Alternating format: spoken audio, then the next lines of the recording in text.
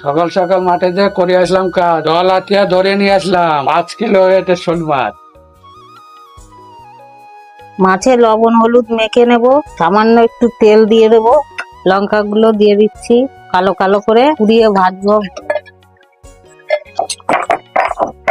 ভাজা হয়ে গেছে, নামিয়ে দিচ্ছি।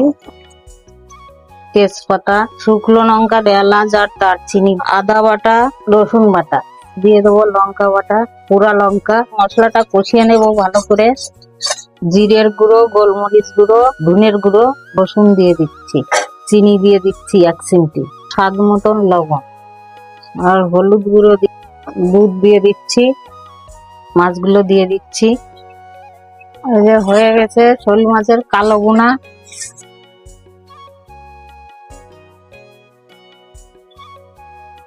খুব সুন্দর হয়েছে।